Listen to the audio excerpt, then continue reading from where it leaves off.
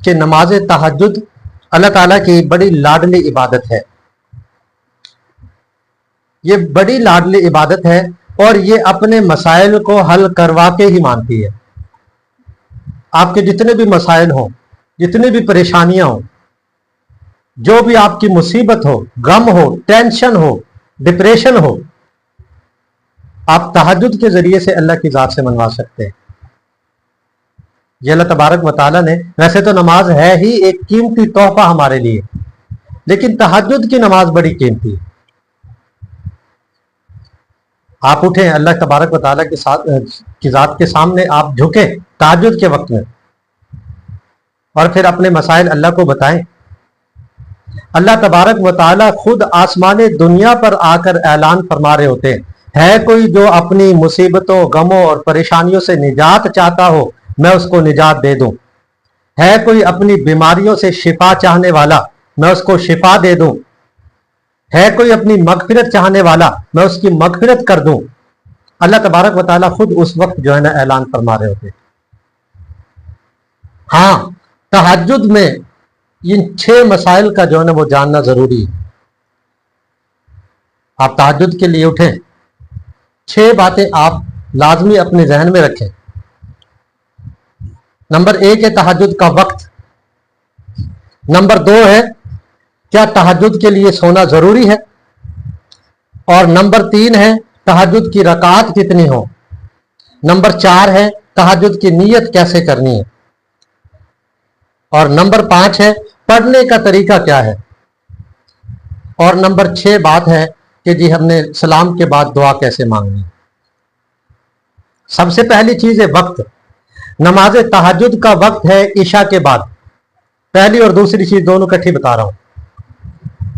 عشاء کی نماز کے بعد افضل وقت ہے آخری رات کے آخری حصے میں، نماز فجر کے فجر کی اذان سے پہلے کا جو وقت ہے،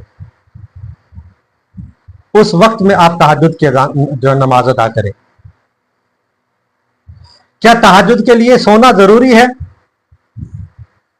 سونا افضل ہے. تہجد کی نماز کے لیے سونا افضل ہے. آپ عشاء کی نماز پڑھ کے سو جائیں، پھر رات کے آخری حصے میں اٹھ کے اللہ کی ذات کے سامنے جو ہے نا وہ کھڑے ہو جائیں. لیکن اگر آپ بغیر سوئے بھی عشاء کی نماز آپ نے پڑھی ہے، آپ کسی مصروفیت میں، کسی سفر میں، کوئی بھی آپ کی جو ہے نا وہ مصروفیت ہے، آپ اس میں تھے، آپ سوئے نہیں، تو آپ تہجد کی نماز پڑھ لیں. لیکن افضلیت یہ ہے کہ آپ تھوڑی سی نیند کریں، آرام کریں، سو لیں، اس کے بعد آپ تہجد کی نماز ادا کریں. نمبر 3 چیز ہے جی رکعات کتنی ادا کرنی ہے. عام طور پہ 6، 8 یا 12 رکعات ادا کی جاتی ہیں. عام طور پہ آپ 2 رکعت پڑھ لیں، آپ 4 پڑھ لیں، 2 رکعت کر کے آپ 2 رکعت پڑھ لیں، 4 پڑھ لیں، 6 پڑھ لیں، جتنی بھی آپ پڑھ سکتے ہو پڑھ لیں.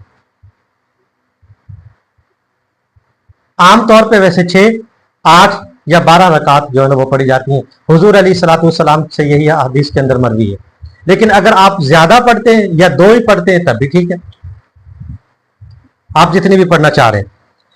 نمبر 4 چیز ہے جن تہجد کی نیت کیسے کرنی ہے. آپ اللہ کے سامنے کھڑے ہوں، نیت کریں جی میں 2 رکعت نفل پڑھتا ہوں تہجد کے، اللہ تعالیٰ کی رضا کے لیے، اللہ کی ذات کے لیے. یہ نیت آپ نے کرنی ہے تہجد کے لیے. 2 رکعت نماز نفل تہجد واسطے اللہ تعالیٰ کے، منہ میرا کعبہ شریف کے اللہ اکبر، جیسے اور نمازوں کی نیت کرتے ہیں، یہاں پہ صرف تہجد کی نیت کرنی ہے. نمبر 5 چیز ہے جی پڑھنے کا طریقہ. ہم نے تہجد کی نماز میں پڑھنا کیا ہے. عموماً جیسے دوسری نمازیں پڑھتے ہیں وہی طریقہ اس کا ہے. اللہ اکبر کہہ کے آپ ثنا پڑھیں، سورہ فاتحہ پڑھیں، سورہ فاتحہ کے ساتھ سورت ملائیں، پھر دوسری رکعت میں بھی ایسے ہی ہے. البتہ بعض بزرگوں سے یہ منقول ہے، بہتر یہ ہے کہ آپ اللہ کی ذات کو قرآن پاک سنائیں.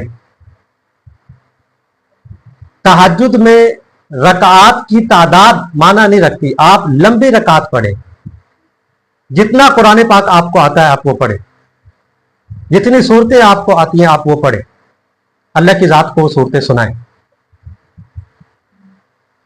نمبر 6 چیز ہے جی، سلام پھیرنے کے بعد پھر آپ اللہ کی ذات کے سامنے اپنے مسئلے کو رکھیں. اللہ کی ذات تو پہلے سے جانتی ہے.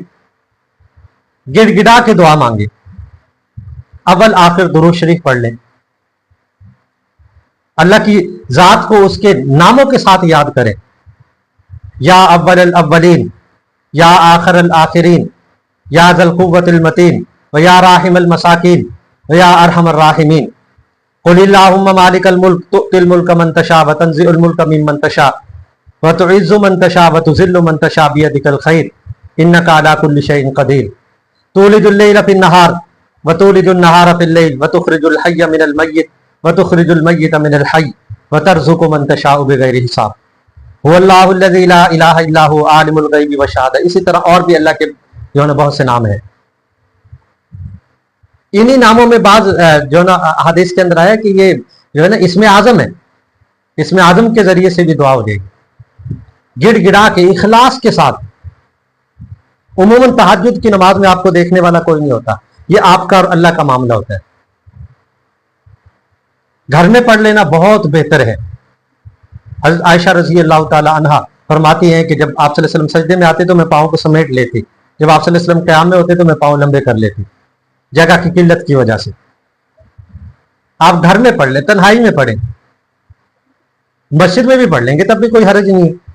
تو ان 6 باتوں کا جاننا آپ کے لیے ضروری ہے. ان 6 باتوں کو مد نظر رکھتے ہوئے پھر آپ اللہ کے سامنے کھڑے ہوں. انشاءاللہ اللہ تبارک و تعالیٰ کی ذات سے امید ہے کہ آپ کو آپ کے تمام مسائل پریشانیوں سے اور آپ کی جو ہے نا وہ نجات ہو جائے گی.